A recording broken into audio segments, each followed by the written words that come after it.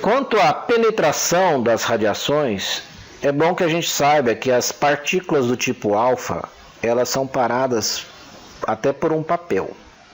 Já as partículas beta atravessam o papel e são paradas por um alumínio. O raio-x, como nós sabemos, atravessa o corpo humano, atravessa o alumínio, atravessa o aço e é parado numa parede de chumbo. Já o raio gama, até a parede de chumbo atravessa e às vezes precisa de uma espessura maior de chumbo e uma espessura maior de concreto para que seja neutralizada a potência dessa radiação. Importante lembrar também o conceito que nós vimos na aula passada, de que a radiação, assim como qualquer outra onda, ela perde potência na sua propagação. Vejam que a amplitude perto da fonte é grande e vai perdendo potência até a amplitude ficar baixa, longe da fonte. Então, o indivíduo que está próximo da fonte de radiação tem exposição a uma radiação intensa, de grande amplitude, enquanto longe da fonte, a potência da radiação é baixa. Bom, entendido esses conceitos, nós vamos agora partir para o que essa radiação ionizante faz no corpo do ser humano, ou seja, como ela afeta o ser humano, o trabalhador. Em primeiro lugar, é preciso que a gente entenda que 75% do nosso corpo é água. Então, se pegarmos toda a matéria do nosso corpo, 75% de todo o nosso corpo é água.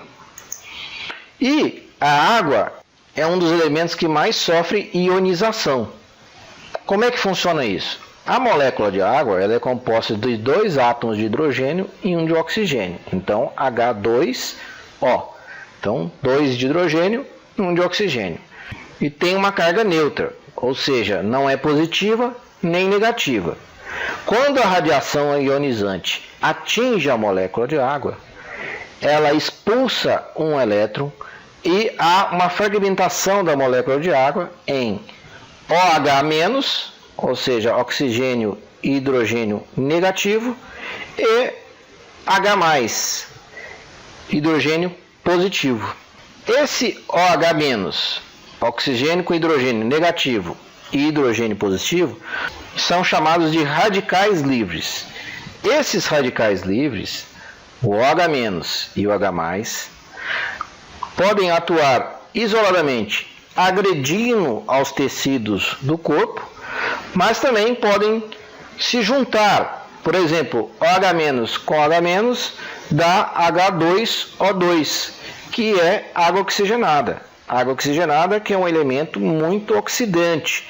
Nós sabemos o quanto uma água oxigenada é agressiva quando você passa, por exemplo, num cabelo, que ele descolore o cabelo. Então é um elemento muito oxidante.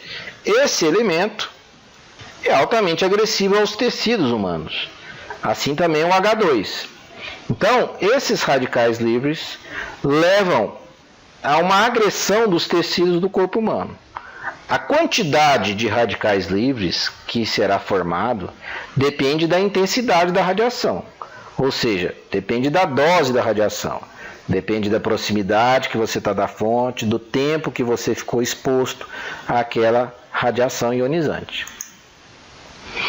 Muito bem, para a gente entender o que acontece no corpo com essas radiações ionizantes, é muito importante a gente lembrar a célula básica do corpo humano. A célula, ela contém uma membrana externa, um interior aquoso chamado citoplasma, onde tem grande quantidade de água, onde ficam as organelas das células, mitocôndrias, etc. E um núcleo, esse núcleo também, onde tem uma grande quantidade de água. E dentro do núcleo, nós temos lá o nosso material genético, os cromossomos ou os nossos DNAs. Então, mais uma vez, aqui mostrando o núcleo da célula. Dentro do núcleo da célula nós temos o cromossomo, que é composto do nosso DNA, ou seja, do nosso material genético. As radiações ionizantes, elas atuam de duas maneiras no DNA. elas atuam diretamente ionizando a molécula do DNA, ou elas atuam na água lá dentro do núcleo, e esses radicais livres gerados da ionização da água agridem a molécula do DNA. Como nós vimos que a gravidade da lesão vai depender do tanto de radical livre formado, ou seja, do tempo de exposição e da potência da radiação, essa agressão ao DNA poderá ser desde leve até grave. Então, há uma lesão do DNA, essa lesão cromossômica poderá gerar alterações do cromossomo, mutações do cromossomo, deleções do cromossomo, perda de parte do cromossomo, até a destruição total do cromossomo, até a destruição total do DNA. Precisamos lembrar também que o nosso corpo está sempre a multiplicar células. As células se dividem diariamente numa grande quantidade. Para vocês terem ideia, o nosso corpo produz trilhões de células por dia, cerca de 400 trilhões. E aí, como exemplo, nós temos o sangue. Para vocês terem ideia, o sangue leva 120 dias para trocar totalmente. Então, em 4 meses, o sangue que está no seu corpo hoje não existe mais, já está totalmente renovado. A pele leva 30 dias para trocar totalmente. Então, a pele de hoje do seu corpo não existe mais daqui 30 dias. E as células intestinais são mais rápidas ainda. Em 7 dias, elas estão trocadas. Muito bem, para a gente ter noção do grau de renovação celular, vamos pegar o exemplo do sangue. Nós, seres humanos, temos em média 5 litros de sangue circulando no nosso corpo. Cada ml de sangue contém 5 milhões de glóbulos vermelhos e 10 mil glóbulos brancos. O sangue se renova por completo em 120 dias. Portanto, em torno de 40 ml do sangue é renovado por dia. Se a gente multiplicar 40 ml por dia vezes 5 milhões vezes 10 mil, nós teremos 200 milhões de glóbulos vermelhos novos por dia no sangue e 400 mil glóbulos brancos novos por dia no nosso sangue. E essa renovação celular, essa multiplicação celular, ela ocorre com a divisão do núcleo, onde está o nosso material genético. Então, se vocês lembrarem da divisão celular, a gente lembra que há uma divisão do núcleo, para que cada célula tenha o seu núcleo. Portanto, há uma divisão do material genético. Esse material genético da célula-mãe, vamos dizer assim, se ele estiver com o cromossomo alterado, por exemplo, aqui uma mutação cromossômica, se houver essa mutação, as células filhas também terão esse mesmo defeito. Então, o núcleo carregará o mesmo defeito genético. Então, a lesão do DNA causada pelas radiações ionizantes pode levar a uma série de efeitos, depende da gravidade da agressão a esse cromossomo, a esse material de DNA. Se a lesão for muito grave, a célula vai morrer. Se a lesão for pequena, tipo uma mutação, tipo uma deleção do cromossomo, essa célula vai ficar com esse material genético com problema, com um defeito no cromossomo. E isso pode levar, por exemplo, à formação de crianças com problemas genéticos. Aqui nós temos uma imagem de uma criança vítima de pais que sofreram com a radiação ionizante de Chernobyl. Chernobyl, vocês lembram que foi aquela usina nuclear que teve um acidente lá na Rússia. E as alterações cromossômicas podem levar a criar uma célula com defeito que se multiplica sem controle. Isso é o câncer. Então, o câncer é causado por alterações do material genético e esse material genético começa a gerar uma célula defeituosa que se multiplica com uma velocidade muito grande sem controle.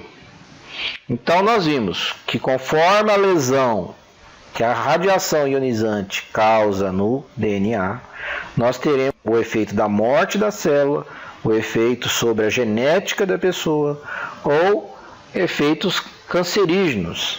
Isso é muito importante para que a gente possa entender as doenças que os trabalhadores podem vir a ter com a exposição à radiação ionizante.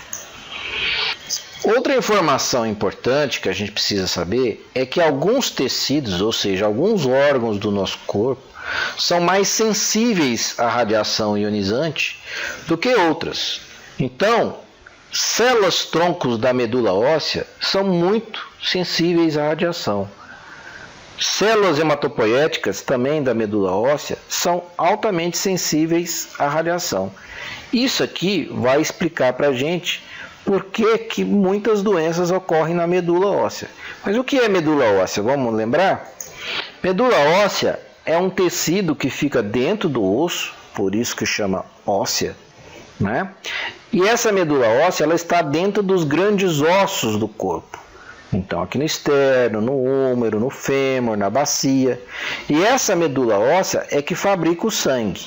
A gente não deve confundir medula óssea com medula espinhal, que é aquela medula que fica dentro da coluna e que leva os impulsos elétricos. E quando o indivíduo quebra a coluna, paralisa a perna. Essa é a medula espinhal, vem lá do cérebro.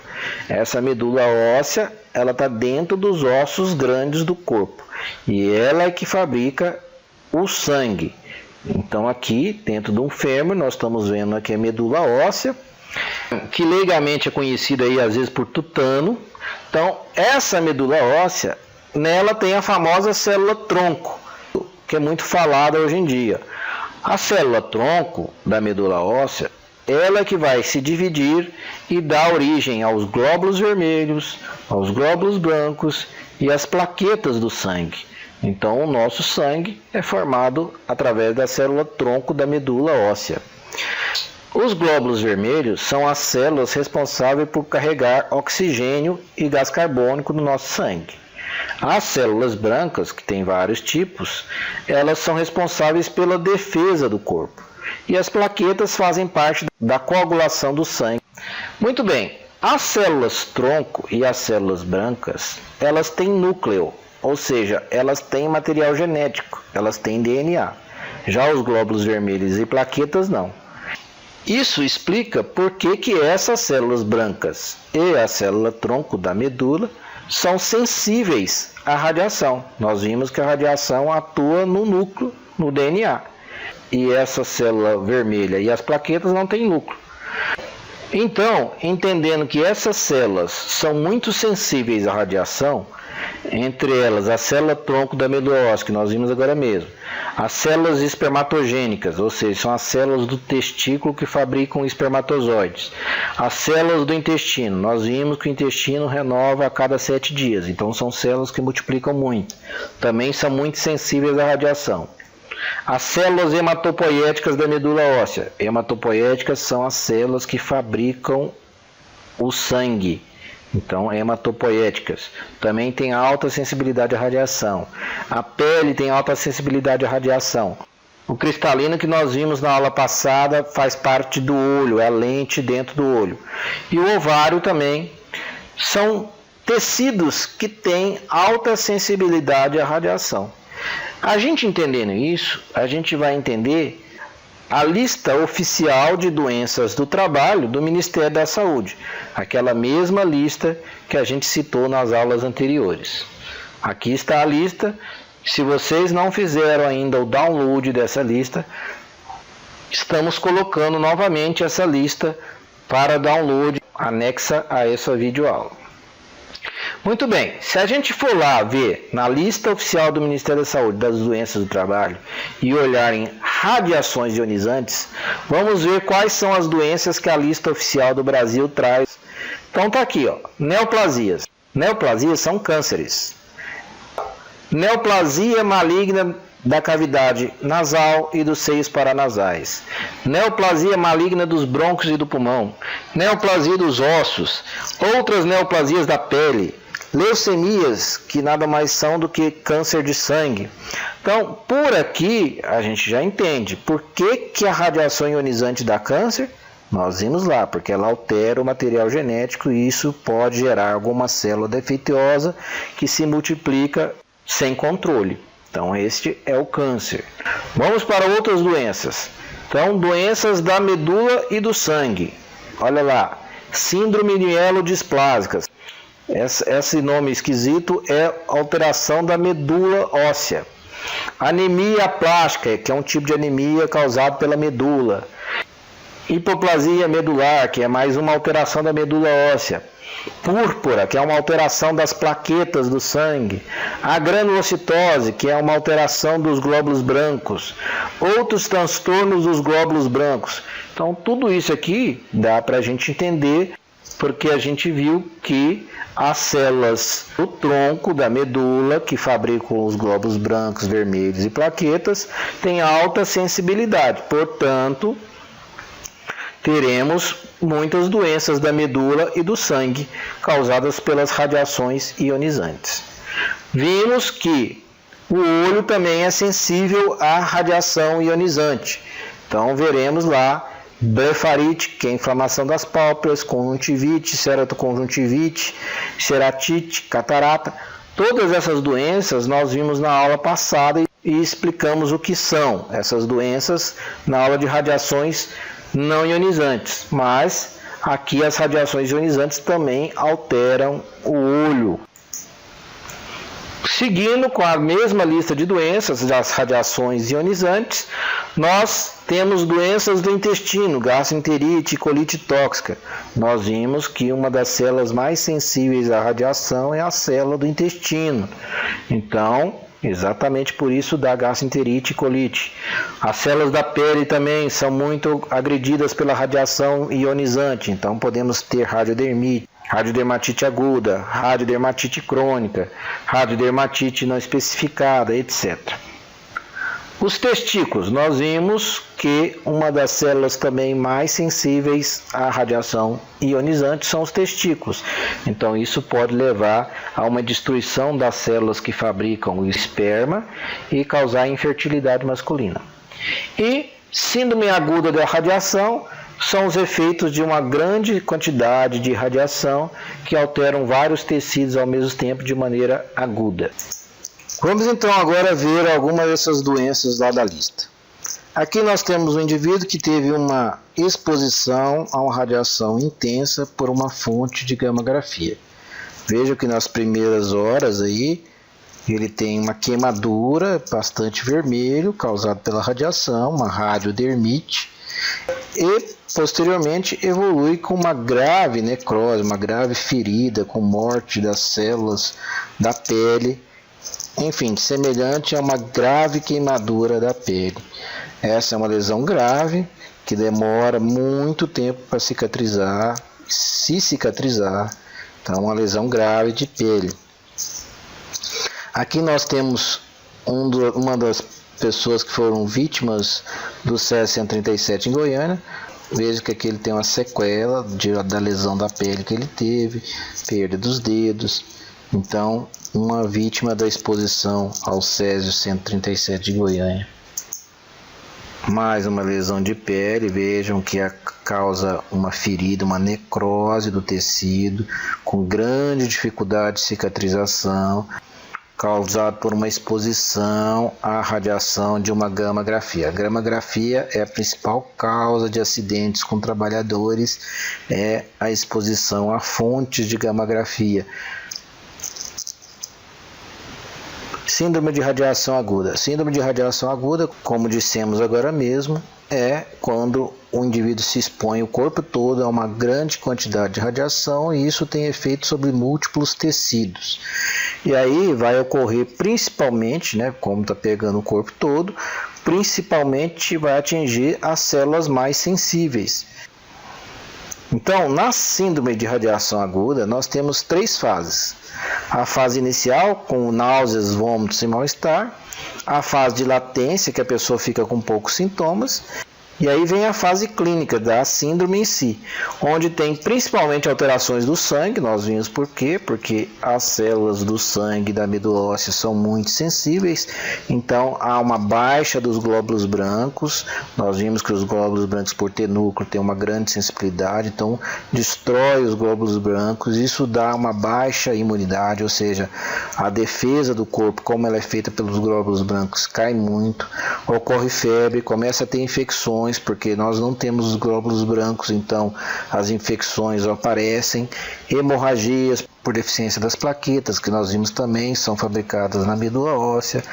A mucosa intestinal nós vimos que é muito sensível, então o indivíduo começa a ter diarreia grave, com sangue, vômito, extensão da barriga. A pele, cai os pelos, nós vimos que a pele é uma das células mais sensíveis. Então aqui nós temos um caso de síndrome de radiação aguda. Esse russo saiu em várias revistas do mundo inteiro, contaminado por polônio 210, uma morte que ocorreu em 3 semanas. Veja que ele perdeu os pelos e começou a ter a síndrome, ou seja, alterações intestinais, alterações do sangue, com infecções, etc.